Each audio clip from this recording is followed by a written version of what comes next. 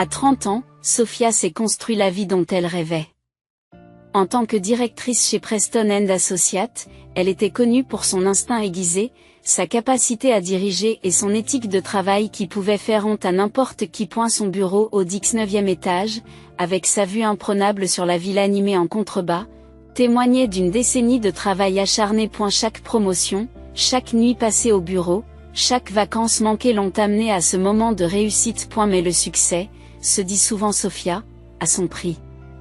Ses jeunes sœurs, Lila et Chloé, avaient choisi des voies différentes.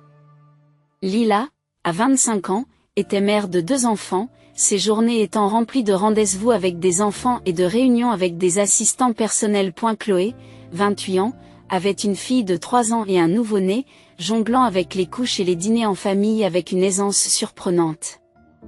Sophia a admiré leur vie de loin. Observant les étapes importantes se dérouler à travers les discussions de groupe et les publications sur les médias sociaux. Premier pas, premier mot, fête d'anniversaire, autant de moments auxquels Sophia n'a pas participé. Bien qu'elle soit fière de ce qu'elle a accompli, il y a un malaise qui persiste. Elle avait choisi sa carrière, mais ce faisant, elle se demandait souvent si elle n'avait pas perdu quelque chose d'intangible en chemin lors des réunions de famille. Elle avait souvent l'impression d'être une étrangère, celle qui n'était pas tout à fait en phase avec les autres. Ce n'est pas que sa famille l'ait exclue intentionnellement. Ils se sont toujours montrés fiers de ce qu'elle avait accompli, mais les différences subtiles dans leur vie ressemblaient à un mur invisible. Lorsque ses sœurs se racontaient des histoires de poux sédentaires ou de nuits blanches, Sophia n'avait rien à apporter. Elle enviait leur camaraderie. Les expériences partagées dont elle ne faisait pas partie. Un mardi matin, alors que Sophia passait au crible une pile de rapports sur son bureau, son téléphone a sonné.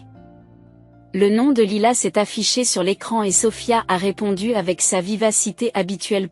Hey, H. La voix enjouée de Lila l'accueillit. Tu as 1 minute, Sophia sourit, posant son stylo. Pour toi. Toujours. Qu'est-ce qu'il y a? L'appel a rapidement porté sur le 58e anniversaire de leur mère. Lila et Chloé avaient réfléchi à la manière de le rendre spécial.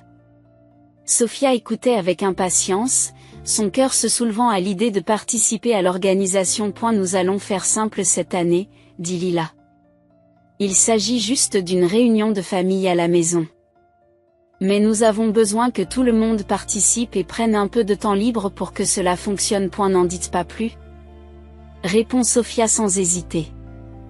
Je transfère ma part aujourd'hui et je bloque mon agenda.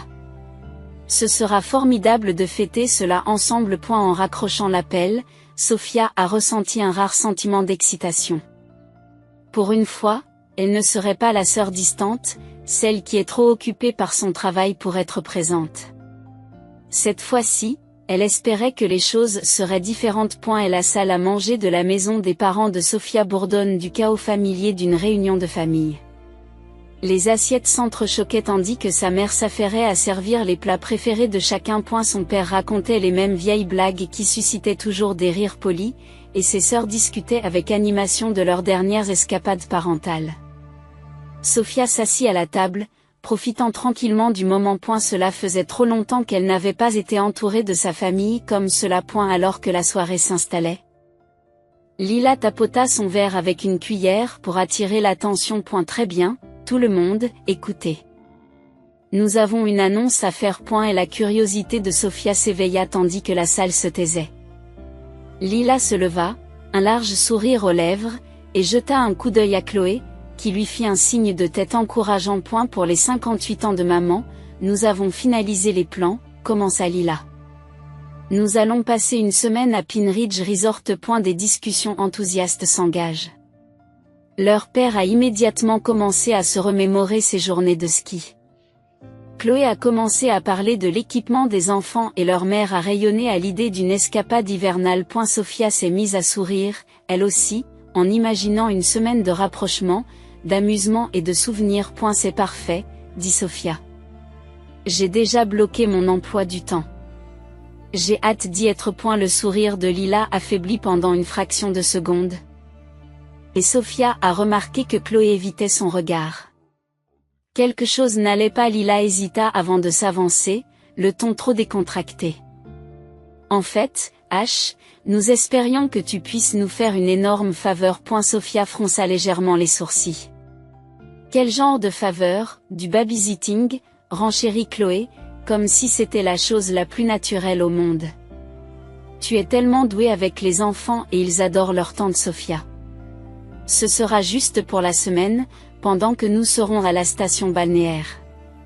Ça ne te dérange pas, n'est-ce pas? Les mots ont atterri comme un coup de poing dans les tripes de Sophia.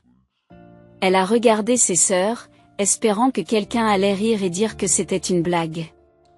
Mais leur visage ne contenait aucun humour, seulement l'attente de son accord. Attendez, dit Sophia lentement, en essayant de garder une voix stable.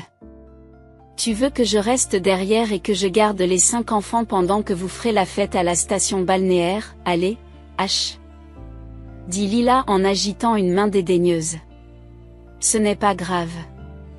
Tu es très bien avec eux. Ce n'est pas la question, répond Sophia, la poitrine serrée. Je veux faire la fête, moi aussi. C'est l'anniversaire de maman. Chloé soupire et échange un regard avec Lila. Sophia, tu t'ennuieras de toute façon. Tu n'aimes pas vraiment le ski et les enfants s'amuseraient plus avec toi. S'ennuyer? Sophia a du mal à croire ce qu'elle entend. Alors, vous avez décidé ça sans même me demander mon avis? Le ton de Lila est devenu condescendant. Ce n'est pas comme si tu avais besoin d'une pause dans ta vie de famille. Tu n'as pas de mari ni d'enfant. Nous en avons. C'est notre chance de nous détendre. Ces mots l'ont frappé comme une gifle, et Sophia a senti le poids d'une décennie de sacrifices peser sur elle. Les souvenirs se bousculent dans sa tête, sauter des vacances pour aider ses parents. Faire du babysitting au pied levé et envoyer de l'argent au pays pour soutenir ses sœurs. Toutes les fois où elle a été fiable, responsable, désintéressée et n'a jamais rien demandé en retour. Alors, parce que je n'ai pas d'enfant, mon temps n'a pas d'importance, demande Sophia, dont la voix tremble sous l'effet d'une émotion contenue. Elle ne dramatise pas, dit Chloé en roulant des yeux. Nous mettons tous la main à la pâte. C'est juste ta partie. Est sa part. Comme s'il s'agissait d'un devoir qu'elle était obligée de remplir. J'ai toujours aidé, dit Sophia, sa voix prenant de la force. Mais ça, ce n'est pas de l'aide. C'est vous qui décidez de mon rôle à ma place. Le silence s'installe autour de la table. Sa mère se racle la gorge, rompant la tension. Chérie, il te demande juste une faveur. La famille se serre les coudes. Sophia a croisé le regard de sa mère, sa frustration débordant. La famille se respecte aussi. Ils s'incluent les uns les autres. Aucun d'entre vous n'a pensé à me demander si c'était possible. Lila croise les bras, visiblement irritée. Pourquoi en faire toute une histoire? Ce n'est qu'une semaine. Tu as toujours dit oui avant. Sophia s'est figée à ces mots. Ils avaient toujours supposé qu'elle dirait oui. Ils avaient toujours considéré ses sacrifices comme allant de soi. Quelque chose a bougé en elle. Non, dit-elle fermement, se surprenant elle-même. Je ne le ferai pas. Et la salle s'est mise à protester et à accuser. Mais Sophia avait déjà pris sa décision. Pour la première fois, elle n'allait pas les laisser lui dicter son rôle. Alors qu'elle était assise là, les voix se mélangeant dans une cacophonie d'incrédulité et de culpabilisation, Sophia réalisa quelque chose d'important. Il ne s'agissait pas seulement de ce voyage. Il s'agissait d'années durant lesquelles elle avait été négligée, où sa vie avait été sous-estimée. Cette fois-ci, elle mettait un point final. Sophia s'est assise sur son canapé, les yeux rivés sur son téléphone. Le dîner de famille se répète dans son esprit, chaque mot la blessant plus profondément lorsqu'elle se souvient de leur ton dédaigneux et de leurs attentes démesurées. Pendant des années, elle s'est mise en dernier, se pliant en 4 pour satisfaire les autres. Mais cette fois-ci, quelque chose en elle refusait de céder. Elle ouvre son ordinateur portable, ses doigts se posent sur le clavier. S'il ne voulait pas d'elle au centre de villégiature, dans le cadre de la célébration, très bien. Elle ferait autre chose, quelque chose pour elle. En moins d'une heure, Sophia avait réservé une semaine de vacances en Floride. Un hôtel en bord de mer? Un billet d'avion en première classe et toute la liberté qu'elle pouvait espérer. L'argent et le temps qu'elle avait mis de côté pour le séjour dans la station balnéaire seraient désormais consacrés à la redécouverte de son propre bonheur. Le matin de son départ, Sofia a jeté un dernier coup d'œil à son appartement. Tout était en ordre. Le réfrigérateur était vide. Les fenêtres sont fermées. Elle rangea son téléphone dans son sac et prit la décision délibérée de le laisser éteint pendant la semaine à venir. Pas de message. Pas d'appel. Pas de culpabilité. Et la brise chaude de Floride accueille Sofia à la sortie de l'aéroport, l'air salé lui remonte déjà le moral. Son hôtel était un rêve. Une chambre confortable avec un balcon donnant sur l'océan bleu sans fin. Le premier après-midi, elle enlève ses chaussures et marche pieds nus le long du rivage, le sable frais se faufilant entre ses orteils. Les vagues clapotaient à ses pieds. Leur fracas rythmique apaisant son esprit agité. Pour la première fois depuis des années, Sofia se sentait en paix. Chaque jour en Floride se déroule comme un rêve. Elle commençait ses matinées par un café sur le balcon, en regardant le lever du soleil peindre le ciel dans des teintes roses et orangées. Elle passait ses après-midi à explorer les boutiques pittoresques du bord de mer, à savourer des repas tranquilles dans des cafés en plein air et à s'adonner au simple plaisir de la lecture, un luxe qu'elle ne s'était pas permis depuis des années. Un soir, alors que le soleil descendait sous l'horizon, Sofia s'est assise sur la plage avec un journal qu'elle avait acheté dans un magasin local. Elle a commencé à écrire non pas sur le travail ou les obligations familiales, mais sur elle-même, ses rêves, ses désirs, la personne qu'elle voulait être en dehors des attentes des autres. Chaque jour qui passe, le poids qu'elle a porté pendant si longtemps semble fondre.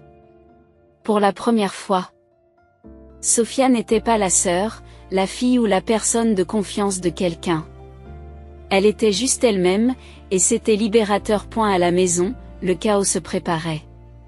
Le matin du départ en vacances, la famille de Sofia est arrivée à son appartement, valise et enfants à la main. Ils ont sonné à la porte, s'attendant à la trouver prête à assumer son rôle de babysité. Au lieu de cela, ils ont été accueillis par un silence. Lila est la première à appeler. Sofia n'ayant pas décroché, les messages ont commencé. Et la boîte vocale de Lila, Sofia, était à l'extérieur. Tu viens à la porte? Les enfants s'agitent. Ensuite, ce fut Chloé. H, ce n'est pas drôle. Ouvrez. On va être en retard à l'enregistrement. Au fur et à mesure que l'on réalisait que Sofia n'était pas à la maison, la confusion s'est rapidement transformée en panique. En milieu de matinée, le ton des messages a changé. Daniel, Sofia, où es-tu? Tu ne peux pas disparaître comme ça. Nous comptons sur vous. Dans l'après-midi. La panique a fait place à la colère. Lila, espèce de sorcière égoïste. Comment as-tu pu nous faire ça? As-tu la moindre idée de ce que tu as gâché, Chloé? L'anniversaire de maman tombe à l'eau à cause de toi. Je ne peux pas croire que tu sois aussi immature. Même sa mère s'en est mêlée. Lui envoyant un message sec, je n'aurais jamais pensé voir le jour où tu te ferais passer avant ta famille. Tu me déçois tellement. Sofia. Pendant ce temps, Sofia s'est allongée sur une chaise longue au bord de la piscine de l'hôtel, sirotant une boisson fruitée et profitant du soleil. Son téléphone est resté éteint, rangé dans son sac, là où il ne pouvait pas perturber sa paix retrouvée. Elle n'avait aucune idée de ce que disait sa famille. Pour la première fois, elle s'en fichait. À la fin de la semaine, Sofia se sentait plus légère qu'elle ne l'avait été depuis des années. Le soleil de Floride avait rendu sa peau éclatante. Mais c'était plus que cela. Elle avait redécouvert une partie d'elle-même dont elle n'avait pas réalisé l'absence, la partie qui méritait d'être appréciée, respectée, surtout, heureuse. Lorsqu'elle est rentrée chez elle et qu'elle a enfin allumé son téléphone, celui-ci a explosé d'appels manqués, de messages vocaux et de textos. Elle les fait défiler, lisant les accusations, les culpabilisations et les insultes de sa famille. Les messages ne piquaient plus comme ils l'auraient fait auparavant. Au contraire, ils renforcent ce qu'elle savait déjà. Ils ne l'avaient jamais vraiment considérée comme une personne, seulement comme quelqu'un sur qui compter quand cela les arrangeait. Sofia posa son téléphone sur le comptoir et inspira profondément. Elle ne répondrait pas cette fois. Sa détermination était plus forte que jamais. Pendant des années, elle avait été la personne sur laquelle on pouvait compter, la sœur désintéressée qui ne disait jamais non point, mais maintenant, elle voyait les choses clairement. Se choisir elle-même n'était pas égoïste. C'était nécessaire. Tandis qu'elle déballait sa valise, elle pensait à l'océan, au bruit des vagues qui s'écrasaient sur le rivage. Cette semaine avait été un tournant, et elle ne reviendrait pas à ce qu'elle était avant. Sophia vivait enfin sa vie comme elle l'entendait. Des mois plus tard, Sophia s'est retrouvée en voiture chez ses parents pour l'anniversaire de sa mère. Le séjour en station balnéaire était passé depuis longtemps et les retombées de son absence avaient été considérables. Depuis, la famille lui avait à peine adressé la parole, ses textos étaient brusques et ses appels inexistants. Pourtant, lorsque sa mère l'a invitée à une petite réunion d'anniversaire, Sophia a décidé d'y aller. Elle espérait que ce serait l'occasion d'arranger les choses, ou au moins de mettre les choses au clair. Elle est entrée dans la maison avec un cadeau soigneusement choisi.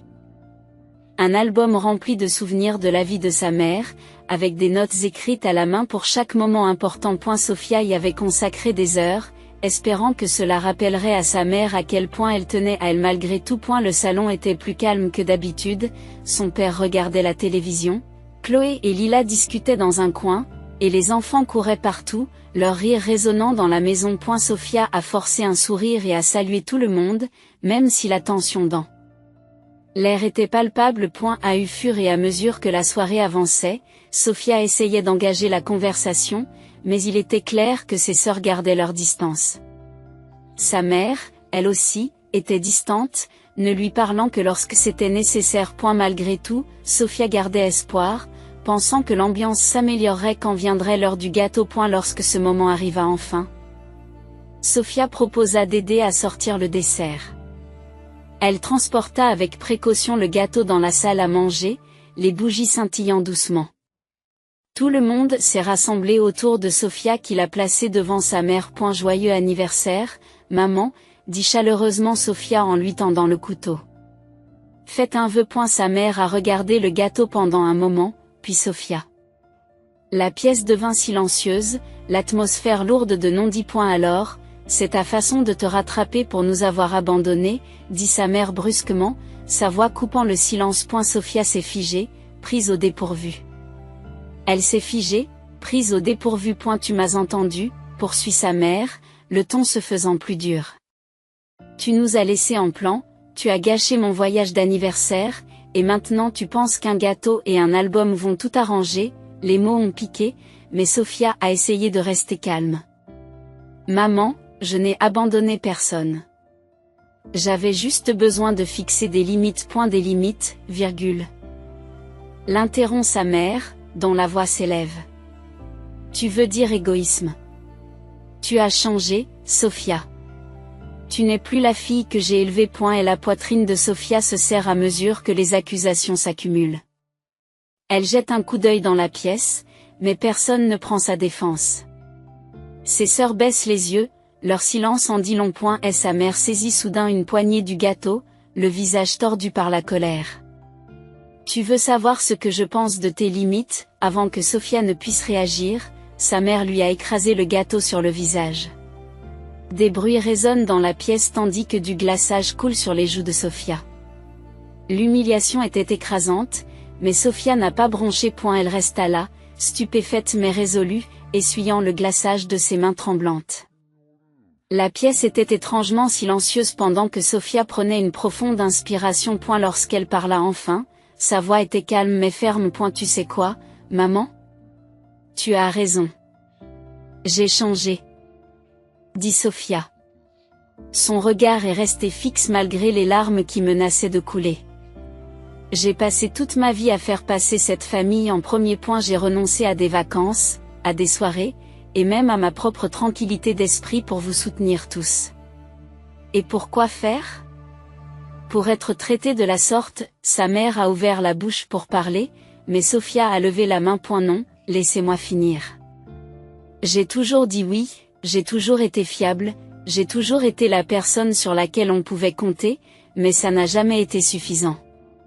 La seule fois où je me suis choisie, La seule fois où j'ai dit non, tu as décidé que j'étais le méchant. Les mots étaient suspendus dans l'air, lourds et inflexibles.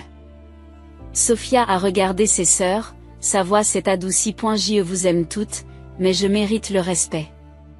Je mérite d'être considérée comme plus qu'une personne que vous pouvez utiliser quand cela vous arrange. Le visage de sa mère s'est durci. Et si tu franchis cette porte? Ce n'est pas la peine de revenir. Le cœur de Sophia se serre, mais elle n'hésite pas. Si c'est ce qu'il faut pour vivre ma vie comme je l'entends, qu'il en soit ainsi. Sur ce, Sophia s'est retournée et s'est dirigée vers la porte. Elle ne s'est pas retournée. Même lorsque sa mère l'appela, sa voix étant empreinte de colère et d'amertume. Le bruit de la porte se refermant derrière elle fut à la fois douloureux et libérateur. Dehors, Sophia se tenait sous le porche, l'air frais de la nuit frappant son visage rougi. Elle essuya le reste du glaçage sur ses joues et prit une profonde inspiration. Malgré la douleur, elle se sentait plus légère, plus libre qu'elle ne l'avait été depuis des années. Elle s'était enfin défendue, elle avait enfin tracé une ligne. Alors qu'elle se dirigeait vers sa voiture, Sophia savait que ce moment allait tout changer. Le chemin à parcourir ne serait pas facile, mais pour la première fois, elle le parcourait selon ses propres termes. Et cela, elle l'a compris, valait tout l'or du monde. Et la suite de la confrontation était aussi prévisible qu'épuisante. Le téléphone de Sophia bourdonne sans cesse de notifications de membres de sa famille. Leur déception est maintenant canalisée dans des messages à peine voilés sur les médias sociaux. Le message de Lila: certaines personnes oublient que la famille doit toujours passer en premier. J'ai tellement de chance d'avoir des personnes qui comprennent vraiment ce que cela signifie. Mise à jour de Chloé: je suis reconnaissante à ceux qui soutiennent la famille quoi qu'il arrive. Les personnes toxiques n'ont pas leur place dans nos vies. Le message de sa mère: j'ai élevé mes enfants pour qu'ils accordent de l'importance à la famille, mais je pense que toutes les leçons ne sont pas bonnes à prendre. C'est déchirant. Sophia a lu chaque message, sa poitrine se serrant momentanément avant qu'elle ne pose son téléphone. L'ancienne Sophia aurait peut-être perdu le sommeil à cause de ces mots. Rédigeant des réponses dans sa tête, se demandant si elle était vraiment dans l'erreur. Mais plus maintenant. Elle avait vu clair dans la manipulation et n'allait pas revenir en arrière. A eu lieu de s'engager, Sophia a redirigé son énergie vers elle-même. Elle s'est inscrite à un club de lecture dans un café local, assistant à sa première réunion par un samedi matin tranquille. S'asseoir parmi des inconnus, siroter un café et discuter de romans lui a semblé étrange au début, mais cela l'a libérée. Pour la première fois depuis des années, son week-end n'était pas dicté par les besoins de quelqu'un d'autre. Elle a également commencé à planifier ses prochaines vacances, un voyage en solitaire en Europe au printemps. Elle n'a vérifié l'emploi du temps de personne et n'a demandé l'approbation de personne. C'était sa décision, son temps, son argent. Chaque étape qu'elle a franchie pour reconstruire sa vie lui a donné l'impression de se débarrasser d'un poids qu'elle n'avait pas réalisé porter. Elle est allée au théâtre seule, ce qu'elle avait toujours voulu essayer, mais n'avait jamais eu le temps de faire. Elle a passé des soirées tranquilles à tenir un journal, ses pensées se déversant sur les pages au fur et à mesure qu'elle réfléchissait à son parcours. Malgré la paix retrouvée, les pensées de Sophia dérivent souvent vers ses nièces et ses neveux. Leur rire, leur curiosité aux yeux écarquillés, leur joie non dissimulée lui manquaient. Ils étaient la seule partie de sa famille qu'elle souhaitait vraiment garder près d'elle. Elle espérait qu'un jour, lorsqu'il serait plus âgé, il comprendrait sa décision. Peut-être même verrait-il les mêmes schémas et ferait-il des choix différents pour eux-mêmes. Un soir, alors que Sophia faisait défiler son téléphone, ses yeux se sont posés sur le chat du groupe familial. Il était resté inactif pendant des semaines, un rappel numérique des liens qu'elle avait autrefois dépensés sans compter pour les maintenir. Elle l'a regardé pendant un long moment, son pouce survolant l'option de suppression. Finalement, elle appuya dessus. Le chat disparut de son écran, laissant un espace vide à la place du groupe. Sophia s'est rassise, un sentiment de finalité l'envahissant. La suppression de la discussion n'était pas seulement un moyen d'effacer les messages, c'était aussi un symbole de sa détermination.